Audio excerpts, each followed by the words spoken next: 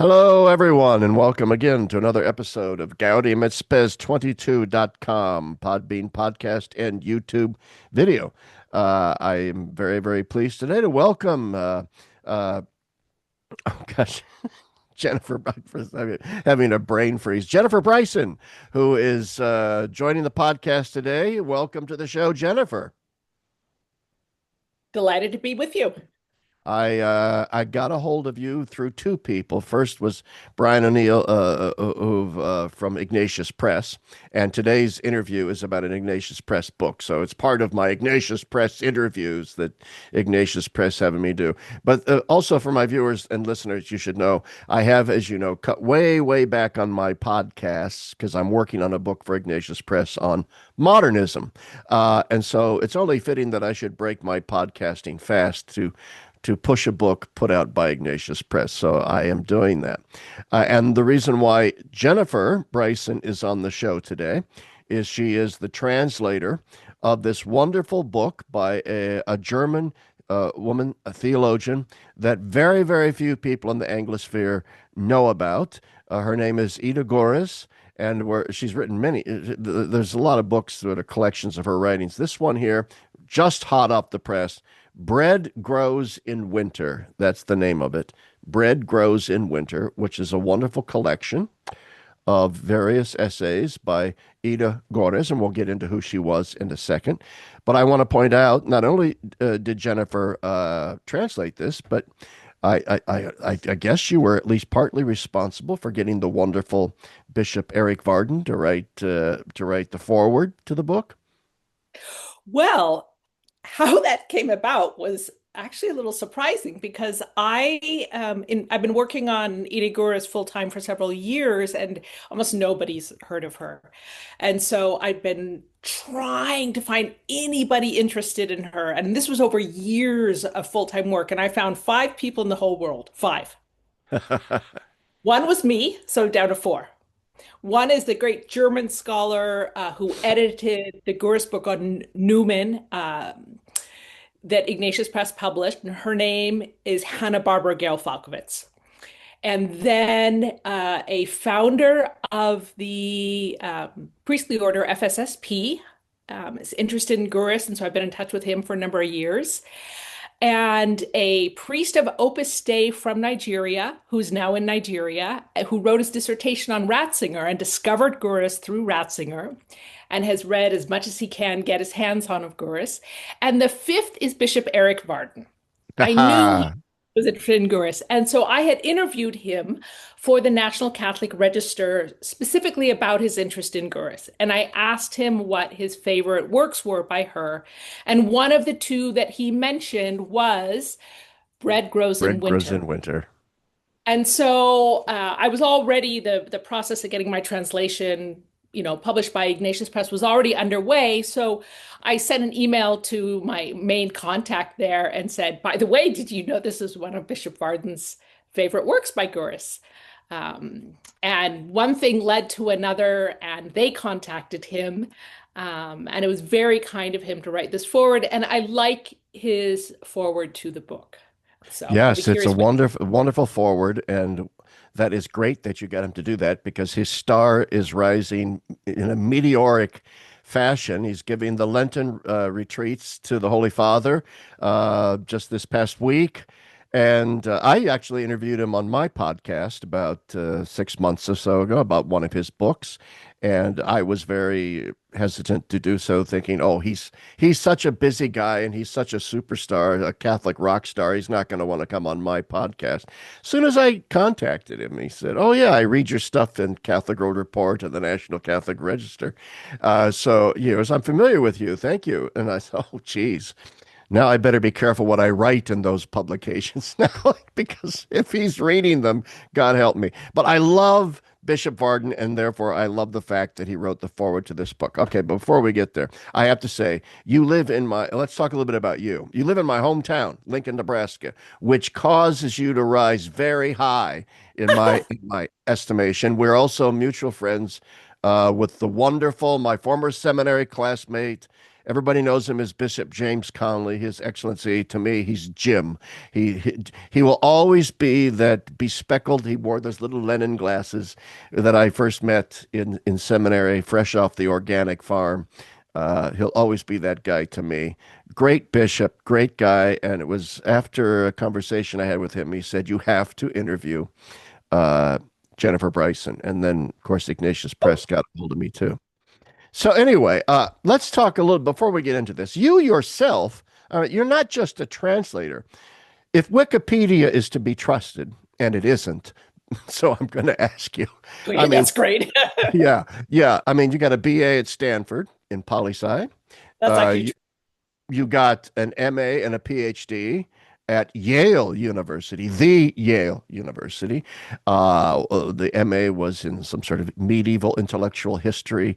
The PhD was in Greco-Roman Arabic translations of medical journals or whatever, and so on. And obviously, you've gotten interested. You spent time learning Arabic.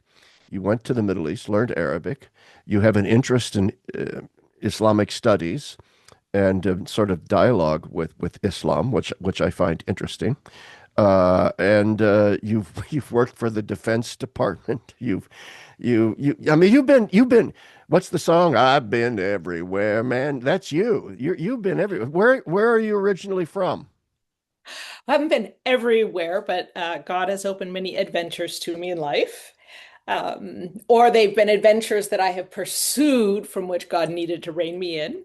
So I am from the San Francisco Bay Area, born Ah, and raised there, but both of my parents are from Montana, from tiny little towns. And that was a good cultural influence on me and a good counter to San Francisco Bay Area in the 1970s. And since college, after college, I moved to the East Coast for graduate school. And then for work, I lived on the East Coast or off and on overseas from after college until just over 2 years ago when I moved to the great Lincoln, Nebraska. and you work for the Ethics and Public Policy uh, thingamabobby there in Washington, D.C. My friend George Weigel's down there. And you are a senior fellow in Catholic Studies there. So why aren't you living in Washington? Why are you living in Lincoln, Nebraska? Wonderful as Lincoln is. I wanted Catholic community. Yes.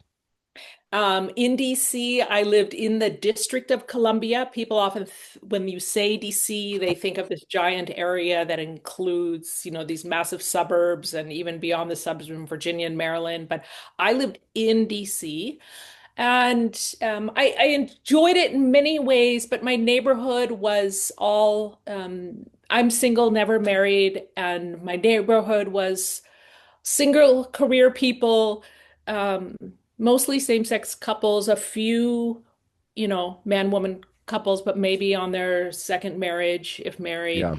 It um, it was very isolating, I found it. And the Catholics I knew were so spread out in Washington, D.C., that it really was an illusion that we were living in the same area. Because my contacts with them were emails and texts, because everybody was so far apart and there was so much traffic. And I was just moving to a time in life when for my soul, and also, God wants us to learn how to love. And we do that through community and relationships. That I wanted to move to a place where I would have closer Catholic community. And thanks be to God, I have found that here. And thanks to the internet and the nature of my work, it's mostly possible for me to do most of Yeah. this from here. Yes, to work from home. Lincoln does have a vibrant Catholic community. Like I said, my friend Jim Conley is great bishop. Before him, there were also good bishops, and there's also the FSSP seminary is there. I know you attend. We said off screen the FSSP parish, St. Francis, there in Lincoln. So you obviously have a love for the old mass. Yes, and for the deep traditions of the church. Yes. Yes. Yes. And you also said off screen, you know my friend, the crazy, mad as a hatter, Peter Kwasniewski, with whom I have many theological disagreements, but I find him to be just a delightful guy. And we've had some great conversations. Anyway, that's all lead up. That's all lead up because I wanted my viewers and listeners to know, well, you're not just a translator of this other woman, Ida Gorres. You actually are a person of tremendous substance and training and education and background, which leads me then sort of to my first real question about the book, which is what first off, what drew you to Ida Gorres? And a related question, who the heck was Ida Gorres? Okay, let me start with the first one about how I even found her. And for me, finding her and becoming captivated by her were nearly the same moment. So Yes. I stumbled on her. I mean, really stumbled on her in 2019 when I was doing something completely unrelated. I was working on a petition that I started to FIFA, the International Soccer Organization, to get FIFA to apply its rules at that time against coercing players to wear political, religious, personal messages, symbols on uniforms, player gear. And I was looking for allies in Europe for this. Somebody put me in touch with a woman. I looked her up before emailing her. I saw she had founded an online Catholic matchmaking website that's sort of a Central European counterpart to Catholic Match. So this website is in German and a couple other Central European languages. And after setting up an account at the site for myself, which I'm no longer using, but I did for a while, I was browsing through the site and they recommended one book on marriage. And then I saw that this book was by some author I'd never, ever, ever heard of. I'd never seen the name, but it was from 1949. And immediately that caught my attention. And I thought, well, this was from before things got crazy. Maybe it's good. And so I looked into it and I tried to find information about the author. There was almost nothing, but I did find a lecture about Ida Guris by a great German scholar. And it was in German, which I learned when I was fairly young. And I was captivated by her life, fascinated. And to add to that, I ordered this book. It's called On Marriage and on Being Single. The English edition is coming out, translated by me from Ignatius Press in the fall of 2026. And On Marriage and on Being Single from 1949 is almost indescribably beautiful. In the first paragraphs, I was enthralled and hungry for what this woman had to say, and discovered right away that this book had never been translated into English. And I just thought, we need to hear this in the church today. And that Oh was yeah. like a few snowflakes that started a big snowball rolling down a hill. And years later, I've now translated multiple books by Ida Guris, and I'm studying her life and her work. And so, who was she? This author we've never heard of, whose name is hard to pronounce. She was an Austrian writer who was born in German-speaking Bohemia in what was then in the Austrian Habsburg Empire. Her mother's Born Japanese. Yes, 1901, quite unusually, in the late 1800s. Let's think about this. Her mother came by ship with her father to Europe, then probably in a horse and carriage to a really small little village in Bohemia. I've been there on the family estate. Ida Guris's father was an Austrian nobleman who met uh, Ida's mother while he was stationed as a diplomat, or I believe maybe even a trade representative, something like that, in Tokyo. So she was born and raised in Bohemia, but her father died when she was young. Her mother was quite a difficult situation. And I recently found her childhood description of her experience of the Catholic Church growing up, and it is just icy, cold, distant, and dull. She said, but it was just something you did, and she describes it as being like brushing your teeth every day. You said your Yeah. prayers every day, you brush your teeth. But when she was 14 years old and away at boarding school, she discovered the saints. And it started with St. Francis of Assisi and her discovery of a real human being who's having a conversation with God. Um, just it's her description of it is beautiful. It sounds like she went from black and white to color TV in her spiritual life. And from that moment on, from that time, her entire life changed, and she dedicated the rest of her life to the Catholic Church. And when she died in 1971, one of her readers, she used to be a well-known Catholic writer in German-speaking Europe, wrote in and recommended that on her that the epitaph on her gravestone should read, "She loved the church." Yes. And through her many different works on different topics, she wrote a lot on the saints and on what sanctity is. She wrote on the church. She was very insightful and cared profoundly about marriage and man and woman, celibacy, virginity, this entire package of issues that are interrelated and foundational, many different issues, but throughout the golden thread is she loved the church. And I Absolutely. think And that's the central, sorry, I think that's the central thread of Bread Grows in Winter. it is. It very much is, and it comes through. Is that real? What is on her tombstone? Is it she loved the church or not? There, that's interesting. And no, that's not there. But what is on her tombstone is an engraving of Saint Michael the Archangel, because she had a Ah, special devotion to him. very And good. I think her gravestone, I think it also says um, adsum, which is in Latin what a candidate for the priesthood says Yes. at ordination. And well, it's paraphrase, here I am, God. Uh, Yes. it's a statement of Yes. submission and readiness. Yes. Very similar to I think nothing but Habe you. adsum. Nothing but you, Lord. Here I am. Oh, absolutely. Okay. So, I had never heard of Ida Gorres and until That means very you're a recent. normal person. Yeah, but I had heard about her from some other people that I know before I knew about you and even about this book. I've had 'Cause people know I do a podcast, so I had people emailing me and saying you should do a podcast on this Ida Gorres, this German. Oh, Yeah, and I thought, well, who the heck is she? I use stronger language, but I'm a busy guy. I don't have time to be ferreting out these obscure Germans from 50 years ago. No, no, I did some digging and realized, wow, wow, wow, wow.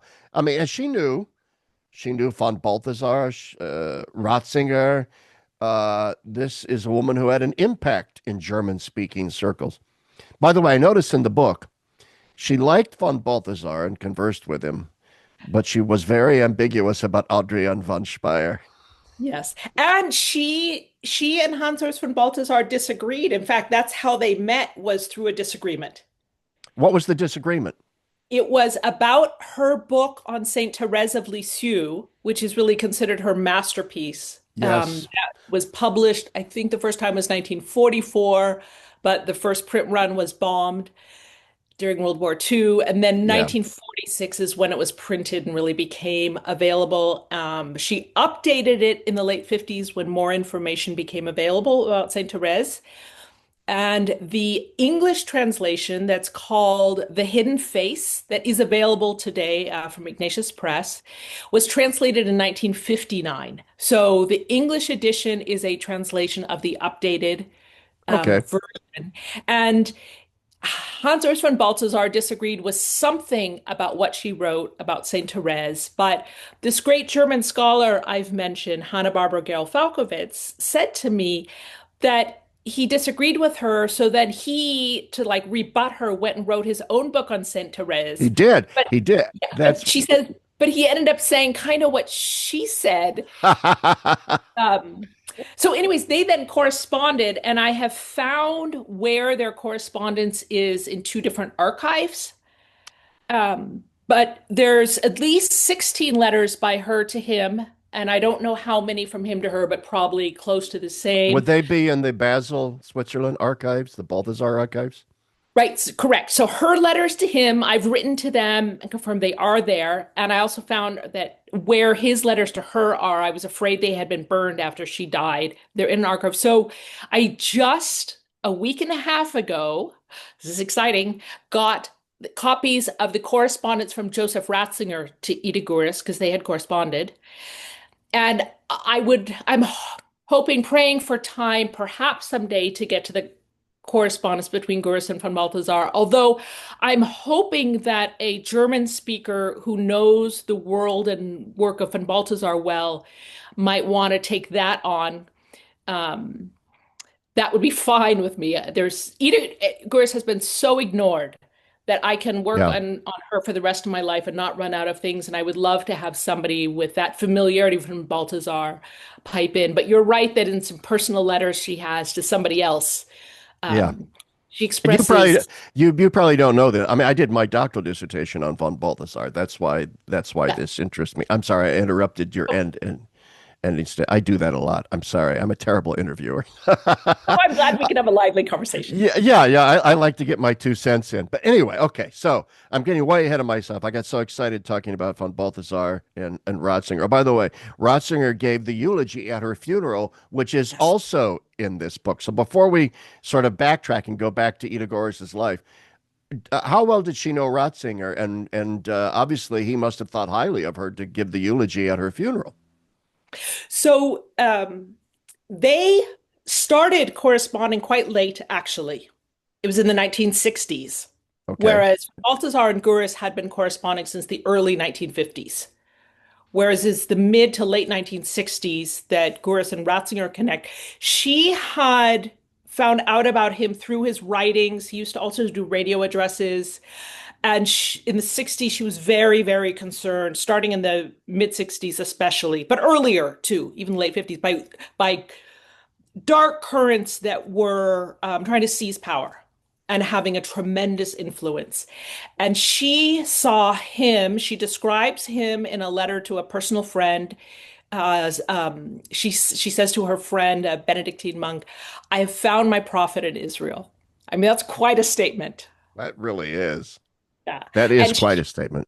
she was tremendously encouraged by the young Joseph Ratzinger. And so I believe it started when she wrote to him and they started corresponding and they also met during their lifetime. And something that I also discovered in the correspondence from him to her is that he was actually quite familiar with some of the essays in Bread Grows in Winter. He writes about two of them. He writes to her about chapter 3, Faith, Skeleton or Body, and he mentions to her that that's an essay about hierarchy of truth, and he wished that more seminarians would have access to that chapter. And also, chapter 4, The Spirituality of Studying Theology, which is the one that you may remember Pieper wrote to von Balthasar. He wished that, quote, every, unquote, theology student, especially laity, would read chapter 4 of Bread Grows in Winter.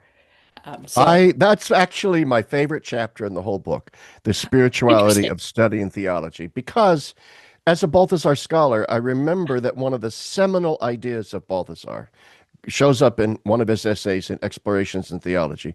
It's just something called Theology and Sanctity, where he goes through the history of the divorce between spirituality and dogmatic theology in the church and the deleterious consequences that that had on theology and the church as a whole. And as I was reading this, I thought, did she ghostwrite that essay for him? I mean, the similarities are striking in terms of the ideas that are coming. I'm surprised Ratzinger didn't talk about demolition troops in the church, which Right. Well, he may not, I don't know if he knew about that at the time because, it was written in um, 49.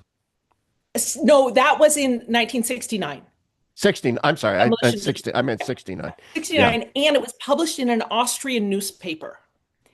So a little more obscure, where I found out from these letters that Gurus had sent to Ratzinger the essays in Bread Grows in Winter on hierarchy of truth and spirituality of studying theology. So he had those at hand. And then, as we know from both his eulogy and later references in his work that I found, he had the book Bread Grows in Winter. And one of the reasons that I asked Ignatius Press if they could try to get copyright permission to add his eulogy from 1971 to this book, it doesn't appear in the German edition, is because in that eulogy, Ratzinger repeatedly quotes one text by Ida Gorres, namely chapter 6 of Bread Grows in Winter, which is a lecture called Trusting the Church we can get Yeah. to. And Yeah, then we the will. subsequent references by Ratzinger, later Cardinal Ratzinger, then Pope Benedict XVI, to Ida Gorres are mostly specifically to Bread Grows in Winter. Oh yeah, okay. Geez, we've been talking for half an hour. I already know I could talk to you for like 5 hours, and the time would just fly. The next time I'm in Lincoln, I'm looking you up, by the way, and Good. we'll go down to the mill for coffee and have a longer conversation. Okay, so one of the interesting things about her, in my mind, is how relevant she is to today and to what's Yes. going on in the church today. You even Yes. have the crazy Germans doing crazy German things as Germans. Starting with Martin Luther and then going on through, it always seems the church has this German problem. And part of the reason is because there's a vibrant Catholic intellectual life in Germany and has been for centuries in many, many ways. All right. Germany has been a sort of intellectual engine, along with the French, sort of the French and the Germans, a little bit the Belgians, less so the Anglos in the Catholic Church. So let's take a step back. We've sort of discerned who Ida Gorres was in terms of her family and where she grew up. But it seems to me that in order to properly situate her and her relevance today and to understand her, we need to understand what was going on in the Catholic Church and in Germany from, say, the 20s through the 30s, the war, and then on. So let's situate her. Let's walk through those decades. I mean, I know she was in like the Catholic youth movement, which, if memory serves, Guardini had Yes. something to do with that. So let's start there, if you don't mind. I mean, that's a bullseye for understanding Ida Guris. You're right. You've got to look at the 1920s, early 30s. So keep in mind, she's born in 1901. So she's finished high school, and then the 1920s come. She spends 2 years in the novitiate of the Mary Ward sisters. The second boarding school she went to was run by them. Discerns that's not her calling.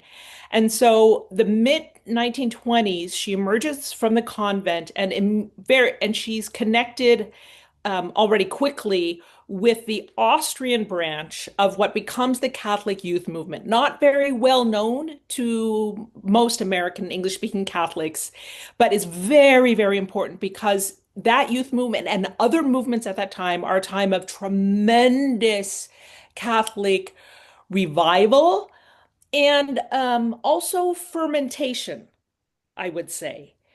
Their tremendous intellectual richness, intellectual converts, works of theater and novels being written at a very high level, very sophisticated. Catholics are they've come out of the Kulturkampf in Germany of, being sort of pushed to the side, defending themselves, and they now are looking out to the world that's changing rapidly and they know it.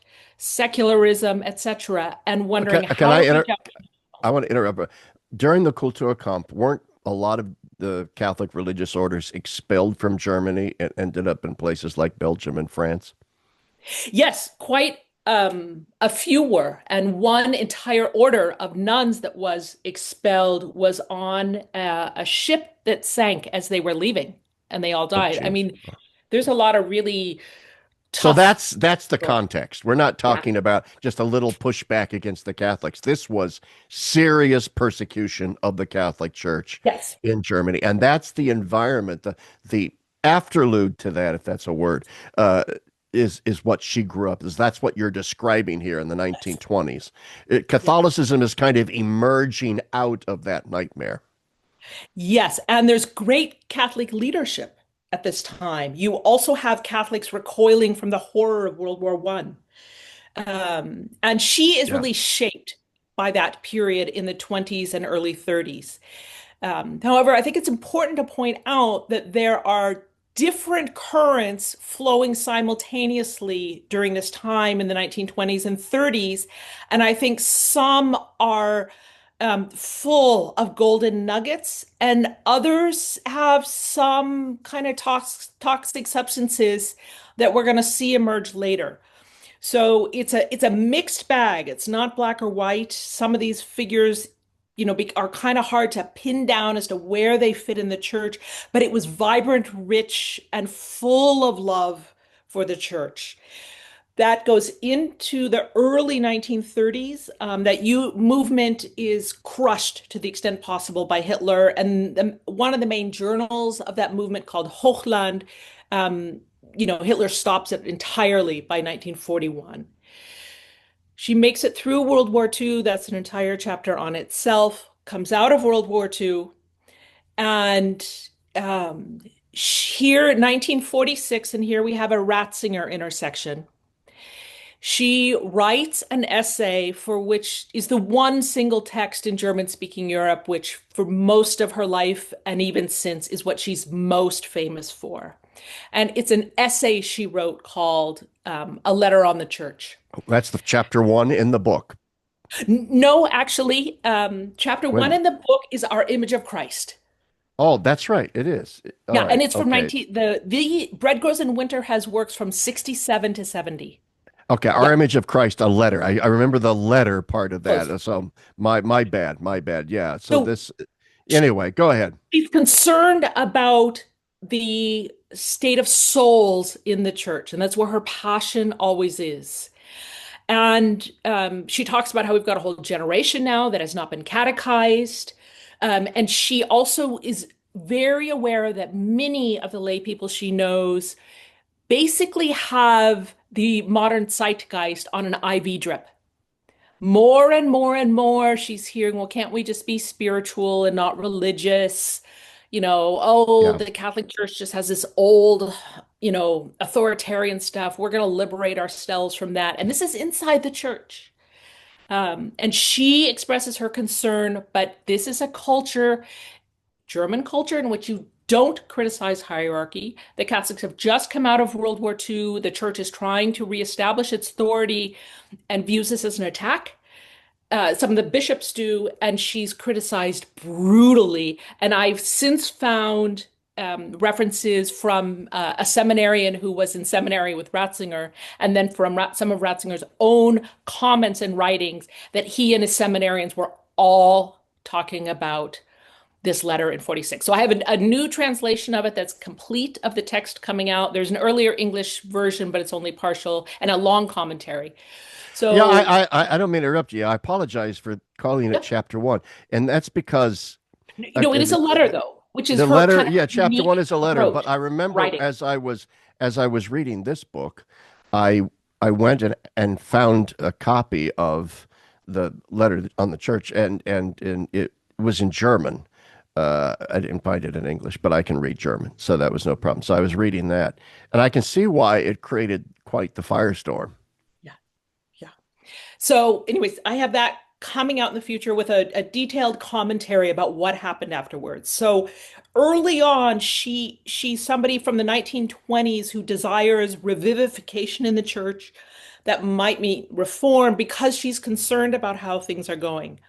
She continues writing about the saints in the church and marriage. We get through the 50s, but then come the early 60s, she goes into the Second Vatican Council hopeful, but very early on starts to become worried and alarmed. And by the late 60s, although she saw this already in some of the people who tried to use her controversial letter in 46 to bash the hierarchy, and she realized they were not her friends, that there were other very, as she calls in this book, weeds instead of healthy seeds emerging.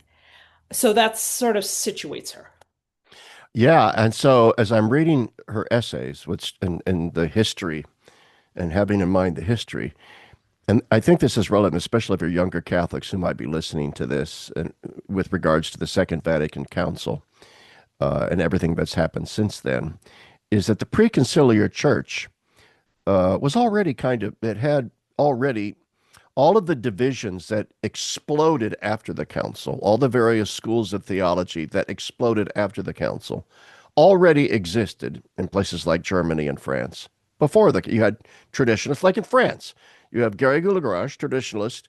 All right, he's Action Française. Let's restore the monarchy. You've got de Lubac. He's Catholic Action. Let's build from the ground up, brick by cultural brick, through a kind of Catholic activism and so forth. And then you had the great unwashed middle. And you had the same thing going on in Germany. It sounds like, reading her, that there were trads, and then there were liberals, and then there were like guys like Guardini and Balthazar, who we now call like racehorse Mont guys. She seems to have more in common with the Ratzinger wing of the church, but she saw the toxicity of already this liberal Catholic sort of can't we just be spiritual and not religious, that was emerging. I mean, something, and I'll let you talk here in a second. Like you mentioned Hochland. I know, like in 1958, a young Joseph Ratzinger penned an article in Hochland that was like a bombshell, like Ida's earlier one was called "The New Paganism" or "The New Heathenism in the Church," which he said, forget about all the metrics of church success right now. That's only a sign that statistics lie. He goes, the church is essentially rotting from within.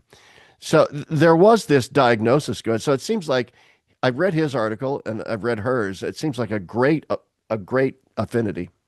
Well, Peter Sebald, when he interviewed Ratzinger specifically about that essay, The New Paganism in the Church, he asked him, was this um, your um, sort of homage to Ida Gorres's letter on the church?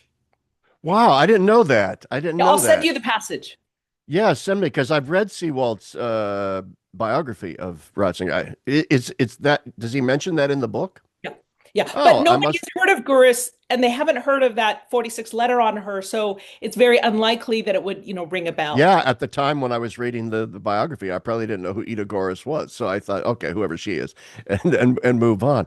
Well, that's amazing.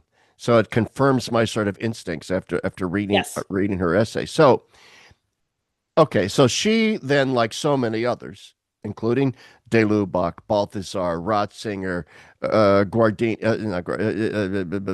Bouillet, even Maritain, peasant of the Garonne, after the council, they're all saying, this is not what we wanted. This is not what we signed up for, all this craziness. She would have been in that camp Yes. post-conciliar. Yes. What was her take on the Second Vatican Council, and what was her reaction to the craziness that ensued? So there, the most direct I've seen, like intersection with that I've seen is chapter 2 of Bread Grows in Winter, is the essay Demolition Troops in the Church. And Yes. in the German edition, there are these 6 chapters, but there's no information about what year they were written or the context. So for the English edition, I spent quite a bit of time and did what research I could to write an introduction to explain what these 6 chapters are. And something that I discovered that I hadn't known before, at least it was new, at least to me, was that, and I think that this comes out in a personal letter she wrote, but that has now been published in German. She says that she wrote Demolition Troops in the Church. She said she had just finished reading all the documents of the Second Vatican Council. And Right. this is her response to those and to the demolition she sees going on. She publishes that essay, Demolition Troops in the Church, a week before, actually on the weekend before, yeah, week before the promulgation of the Novus Ordo. So that helps to situate where that essay is coming. But you'll notice in that essay, she is using these beautiful images from nature and also some of the harmful forces of nature to try to say, hey, wait a minute. I think we might consider, she's saying in a very understated sort of way, maybe we shouldn't just tear down all the walls that have been set up to protect the church. Maybe we shouldn't tear them all down overnight without thinking about it. But she does, in that same essay, keep trying to um, recenter on her love for the church, her hope, her recognition something is going on. She isn't just swinging a sledgehammer. That's not Right. her way. Right. That's what I loved about that. The the the the chapter on studying theology was my favorite, but this one was my second favorite because she really does articulate so well without wielding the sledgehammer. The shock, all right, of watching the church sort of self-immolate Yeah. and wondering what the heck is this about? I remember Balthazar wrote that famous book, Raising the Bastions, Razing, Raising the Bastions. Preconciliar, talking about tearing down the walls, but he later wrote that he sort of reconsidered, in some ways, maybe it's time to raise the bastions again. So that brings me to a question to you personally, but also in light of Ida Gorres, with regard to the council. What strikes, I often say the council was guilty of a double naivete. I love the Second Vatican Council, by the way. Everybody knows I love the council, but it has its flaws. And it has this double naivete. The first naivete is it overestimated the internal strength of the church to withstand the sort of lifting of the theological libido, lid off the theological libido of the church. It also naively, I think, had this great hope that political liberalism and liberal democracy was something that the church could really reach out to and dialogue with and develop a modus vivendi with. And so you see that in documents like Gaudium et Spes and so forth. So double naivete at work. But here's my question to you. You got Ratzinger in 1958 writing in Hochland, the new heathenism of the church. So, and Ida Gorres is already writing about this. And you can go all the way back to, say, the 30s. And the literary guy, George Bernanos, in Diary of a Country Priest, the first lines out of the young cure of Abricourt in the novel, is my parish is bored like all the rest, and there's really not a damn thing we can do about it. So, in other words, all these people saw that there was a deep rot going on in the church. What caused, say, Ratzinger to think, because he was a peritus at the council, what caused him and his allies to think that it was a good idea to simply throw open the Pandora's box? Uh, Go ahead. Reading the works of Ida Guris and studying them has changed my view on this. And I don't quite have an answer, but it has changed the answer I'm going to give you. And this is how. A significant part of her work was in the late 40s, so after the Second World War and Right. 1950. And so she's given me an opportunity to look inside of this period that's often kind of ignored because we often look at the big waves, but not at the little quiet, calm valleys in between. And it is so clear from the late 40s and 50s in her work, and then I've also been studying reactions to her work and works by others at that time, that so many other people saw there were very deep, serious problems. Right. And what hit me is it makes me feel that there were people, and Ratzinger was still young-ish. Yeah, Sorry. that's okay. Um, I've been trying to disconnect my phone from this, but okay, so Ratzinger, he's still young-ish, but there were people who knew that there were serious problems. And once I understood how much was publicly known and discussed about these serious problems, it made me feel like the efforts in Vatican II to just rip the lid off were, was not naive by some. It was wildly irresponsible. I do think there were many who were naive though, and I think they went along with certain thought leaders. I can't help but wonder how much of a role peer pressure plays Well, and in the past, most of the councils had worked out pretty well, so I guess we just have to go along with this. Um, And there's so the role of modern media. I mean, it wasn't just the media spinning the council after the fact. The lead up to the council, the media, Catholic media, were already, like you talk about peer pressure. That's what prompted this in my mind. It wasn't just peer pressure from fellow theologians and prelates. It's pressure from the culture saying, "Hooray! We're finally going to join the modern world." well. Okay, to let a little cat out of the bag, in one of these letters that I recently got from Ratzinger to Gorres, he's complaining about Ronner. That happens in his letters. And Good. it's specific and about others who are always the voice in the media. And Ratzinger has this really beautiful, I mean, it's sad and troubling, but beautiful observation about how he says they are not coming from a place of stillness and silence. Meaning, I understand it to me like from a life of prayer. But those are the voices that are always out there in the media. And I think that I mean, today there's skepticism about media and there's criticism because we've seen what mass media culture does. But mass media may be relatively new enough that there were also some who didn't realize, look, there's people pushing an agenda through these media outlets. This, Yeah. even though it's masquerading as reporting, some of this really isn't reporting, actually the hearts of where people are at. Yeah. It's really complicated.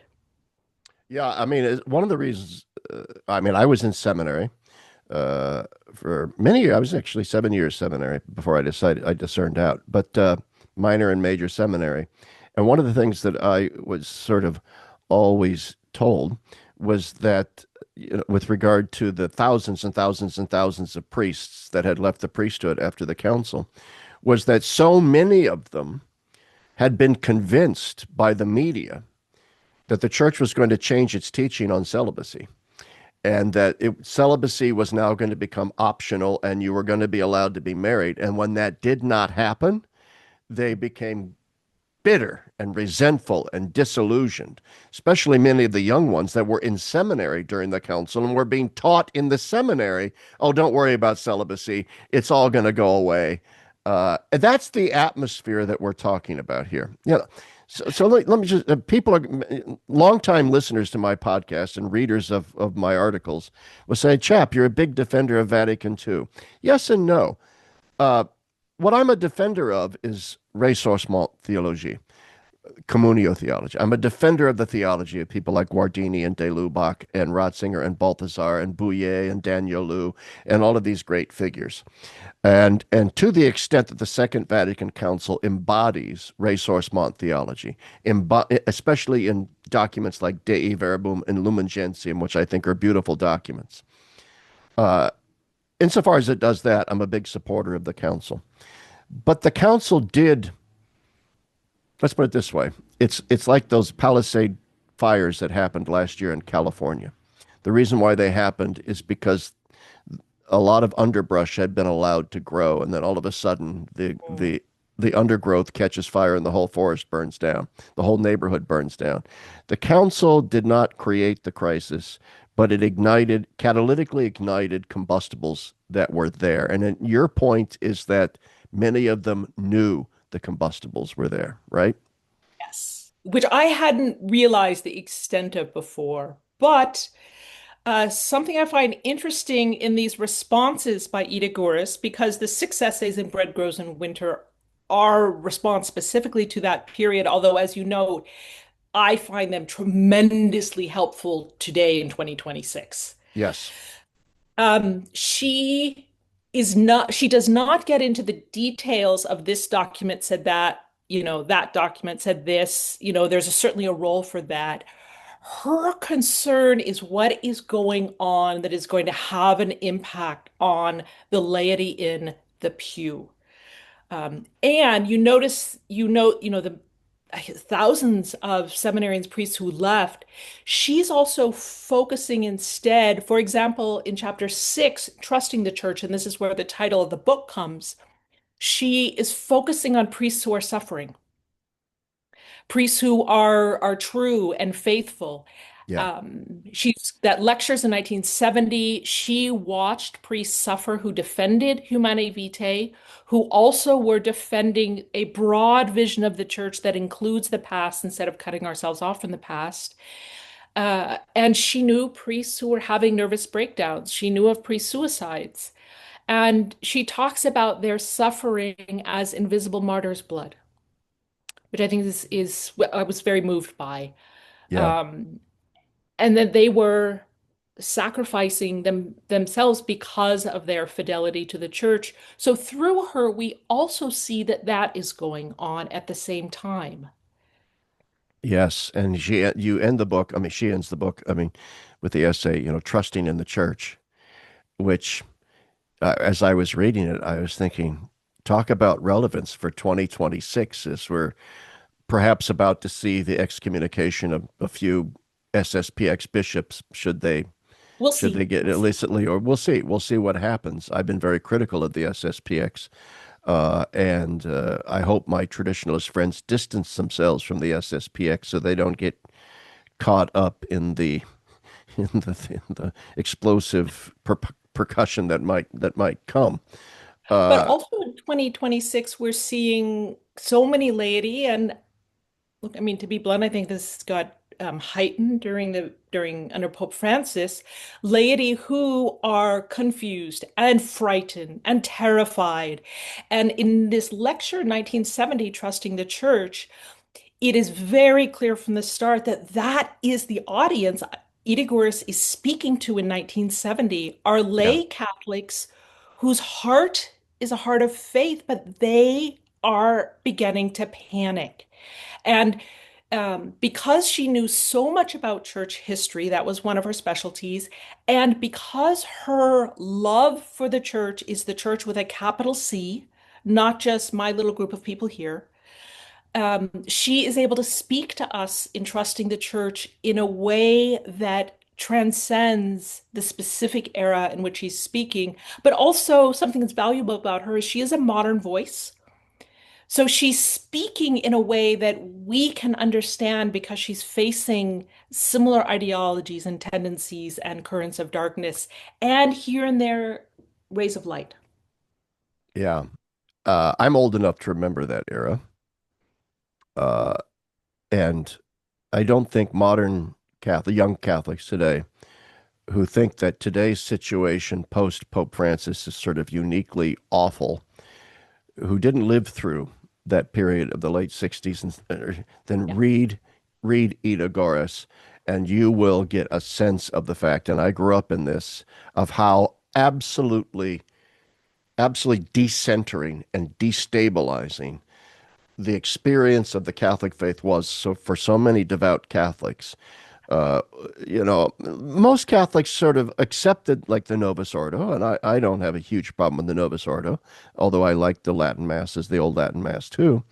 But there was a subtle change in the psychology of the church when the Novus Ordo, well, not so subtle, rather a shocking change in the psychology of the church. And it really rattled a lot of Catholics. And they still, so I want younger listeners to understand, that sometimes my defense of Vatican II, they call me, oh, that's a boomer take. That's your boomer hippie past, your boomer council. No, I lived through the aftermath of the council and I was horrified by it. I was scarred by it. I have the stripes on my back to show it. And when I went to seminary, there was hell to pay if you supported Humanae Vitae and all that kind of stuff. So anyway, I'll shut up now and I want to turn it back over to you.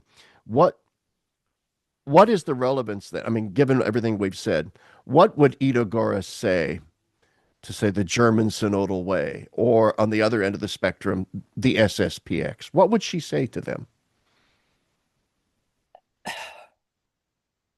I would say for an answer to that question, I would say read Bread Grows in Winter. Because Yes. I mean, and I'm not just saying that because that's the book we're discussing today, but so for example, in the first chapter, our image of Christ, this letter that she writes to a Yes. troubled young person who's hearing professors and others starting to say just crazy things about Jesus or, defamatory, blasphemous things. And there we might think of the synodal way. and her response to that young person is those people can say what they want, but it doesn't change who Jesus is. And Right. so taking that, I think the synodal way is going to say what it will about the church, but that doesn't change what the church is as the bride of Christ. Um, I suspect, and I don't know, I don't have evidence of this. This is Jennifer Bryson's own personal hunch That's why that you're on the show, though, Jennifer. You know Gorres better than I do, or the viewers. So I go ahead. suspect she may have initially been more critical of what became the SSPX, say the 70s, 80s, but even at that time, she would have understood why some of them were concerned, even if she didn't always agree with the approach. And I think in time, she would have come to understand why so many were, in a way, seeking refuge.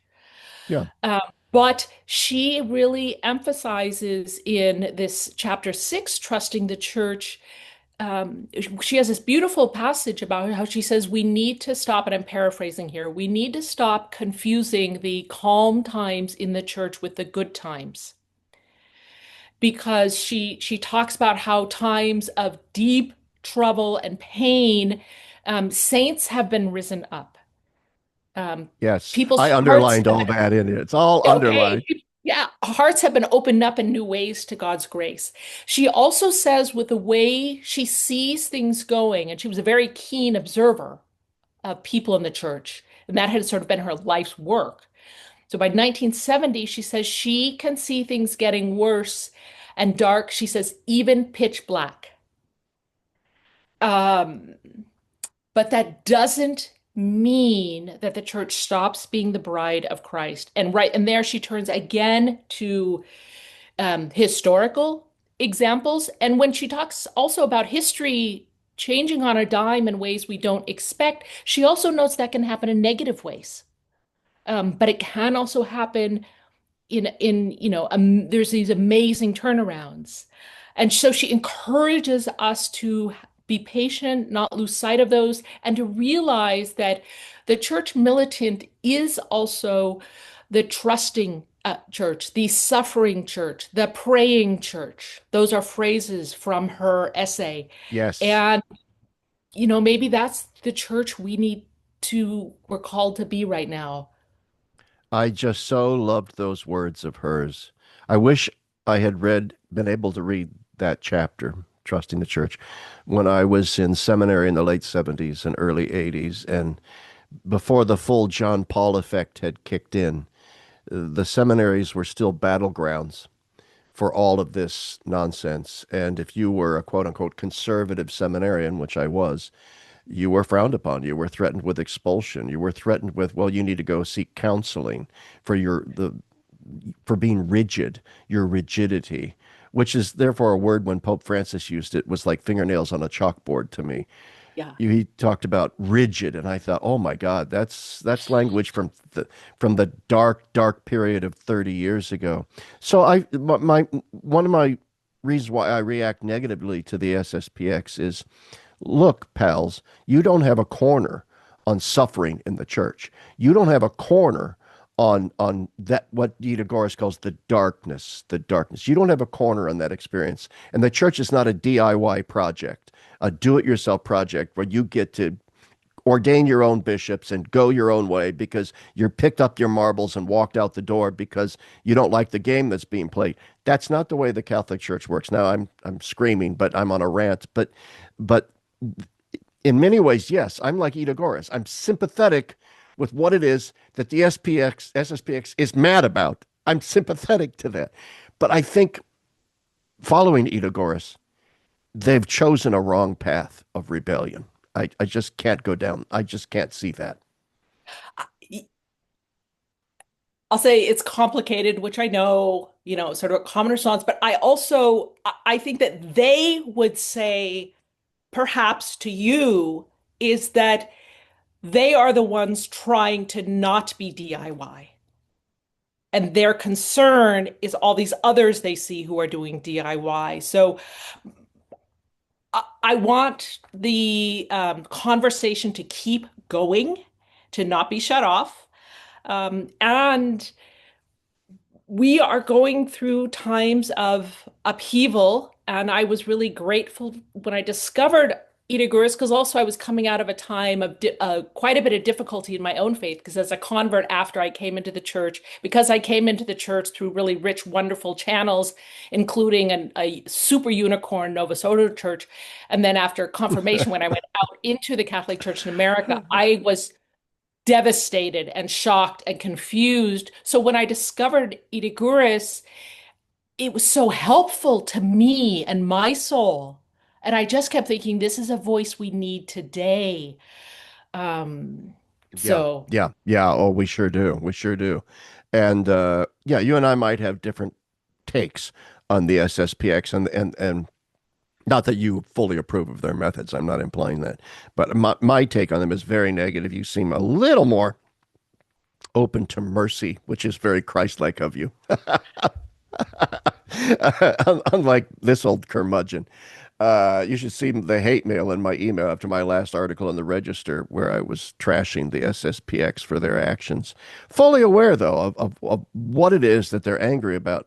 That being said, I think, anyway, let's not go down there. That's fine. Let's go back to Ida Gorres and the fact that I think she would actually have more to say to the German synodal way than she would to the SSPX. Based on reading yes, Bread Grows in Winter, I yes, think she would be more upset yes. with the Germans and the Vatican's lack of disciplinary action towards the Germans. Uh, And Go ahead. keep in mind that she was a delegate to the Synod of Würzburg in 1971. This is not a well-known synod, except to, maybe those who really study, the aftermath of the Second Vatican Council. But that was the synodal way thinking was well underway at that synod. So she was involved in the preparations. She was deeply troubled.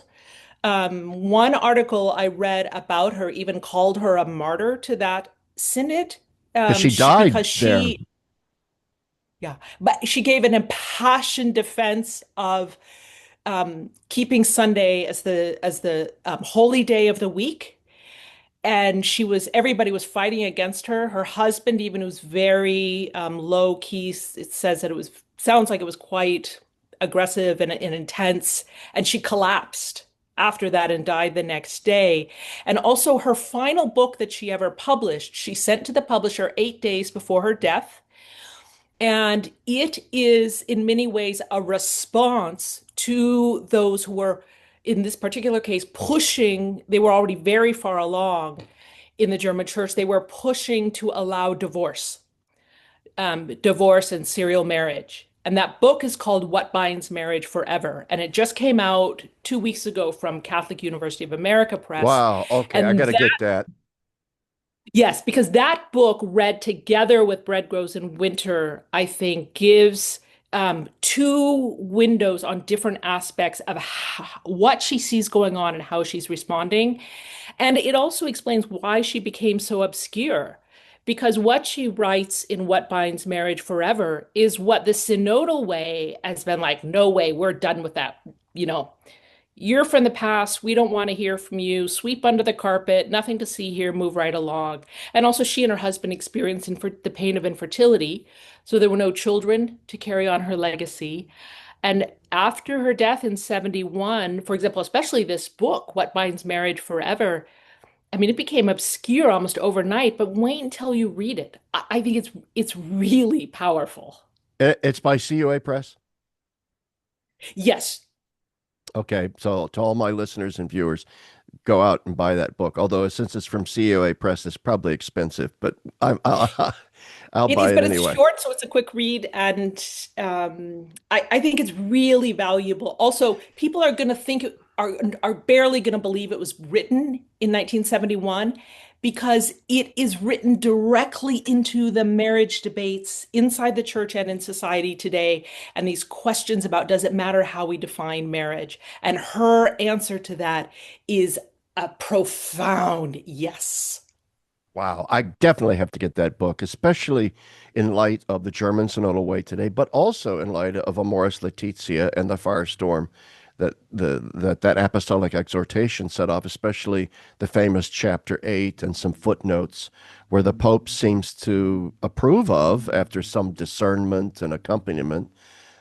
Some, at least some, it's very ambiguous. So it's one of those ambiguities that it's actually then going to get enlarged into a giant loophole if you let it, where everyone's going to run through because everybody thinks that their divorce situation is an exception to the norm, and they get to go to communion. So this is still a very and you go back. It's also tied to Germany because you go back, already in like the 80s, you've got Walter Casper and Joseph Ratzinger sparring over this issue of marriage. Whereas Casper was in Germany saying we need to allow for divorce and remarriage, and Ratzinger's head of the CDF, and he's saying no, no. And that then caused Casper to come out and say, well, we need to have a whole new ecclesiology where the local church takes precedent over the universal church. And Ratzinger shoots back and says, no, the universal church takes precedence over the local church. And that debate simmered through the John Paul papacy, the Benedict papacy, and then Francis reignites it by Yes. appointing Casper to head the Synod on the Family, that then is like an anti-familiaris consortio. It's so. In order to understand Chapter 8 of Amoris Laetitia, you have to understand that Casper Ratzinger debate.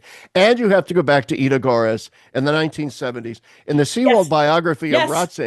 Ratzinger talks about that synod, and he says the average Catholic in Germany didn't give a damn about that synod, and that's a good sign. That's a sign that the average Catholic in Germany had a sense about them, and that synod came to nothing. But Well, I it go ahead. kind of God, came to nothing, but it set something in motion and they it just did. looked for other ways. It did, and that's what Ida Gor's, was impassioned about. She collapsed. Do we know? I mean, she died the next day after collapsing. Was it a heart attack? Was it Brain hemorrhage. a brain hemorrhage? Oh, a hematoma. Okay, very interesting. I wonder if her blood pressure spiked and boom, who knows? That kind of experience would do that. She was 70 years old, 71. How old was she? By Oh, it was that in 71. I Yeah, don't know she would how have been old. 70. Her birthday's in December. Yeah. Okay. Very good. So I'm kind of meandering. I'm doing my own share of pontificating here today, which I like to do on these issues. It's just so nice to talk to somebody who's got her fingers so wonderfully on the pulse of things, both you and Ida Goris. Uh, because what comes out in our conversation, what comes out in her book, and I have to get her other book on marriage, is that, and I want listeners to understand this, these are issues that have been simmering in the church for 100 years. This is not new. This is not new. Uh, and Well, go ahead. if I can, in page 200, so in chapter 5 of this book, Bread Grows in Winter, on celibacy. Um, Oh, we didn't and even by the talk way, about that. Let's talk as about a that. Yeah. surprise to me is people have been told me, oh, I bought multiple copies of the book, so I'm giving them to seminarians for chapter 5 because they said it's such a brilliant defense of celibacy that's different than other ones they've seen, in that she talks about a case in about 1830. So really almost 200 years ago, Yes. in which a group of seminarians were demanding an abolition of celibacy. And when they got in trouble with the bishop, they all said, but that's what they were teaching us in seminary. It was a specific conflict, crisis that happened in Germany. Yeah. So it's nothing So new, right? read Ida Guris to learn about it. Yes. So chapter on celibacy, it is a beautiful chapter, and as a I was in seminary and I left seminary to get married. So, the celibacy issue was big for me. But even so, people just assume, well, then you must be against celibacy. No, I'm not. I think the priesthood should be celibate. Absolutely. Um, Even the late, great sociologist priest, Andrew Greeley, he was a big liberal from it was way before most young Catholics. I mean, he died like 20 years ago now or whatever it was. Uh, he was from Chicago. Even he said, no, no, we have to keep celibacy. Celibacy is what makes the priest different. It's what makes the priesthood different from simply ministry. And I agree with him. And that comes out in Ida Gorres's chapter here on celibacy. There's so much in this little book, so much. I just want to say to you, Jennifer Bryson, thank you for translating it. Uh, because the English, I'll just say this, I haven't read the German originals, but the English of this book reads very, very beautifully, very nicely. So you've done a very, I think, and trust me, we've all read bad translations of German. You should see some of my translations of Balthasar when I was doing my dissertation. My dissertation director was Ed Oakes, who was fluent in German. And he had me translating some stuff, and I'd sent it to him, and he goes, "Dear God in heaven, where did you learn German?" Like, well, sorry. And I thought I knew. I mean, I thought, hey, come on. If you can read Balthazar in German, you know some German. But Ed Oakes made me feel like I was a first grader or something. So anyway, But long knowledge of a story. language and translation are not the same thing, so don't feel bad. They're different. Bingo. I can You read need two Balthazar skills. and get I a mean, sense of it in German, know what he's talking about.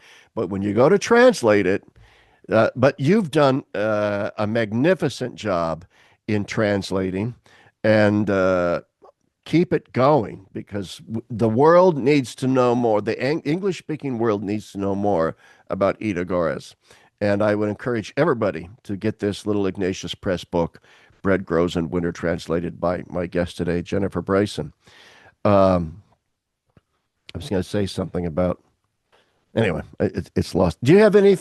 I mean, we've been at this about an hour and 15 minutes, probably long enough. But I always ask my guests, is there anything that I have pontificated around that has obscured stuff that has not allowed us to get to central points of the book that you think maybe I've missed, we've missed? So is there something else that you would like to talk about from this book that we haven't covered?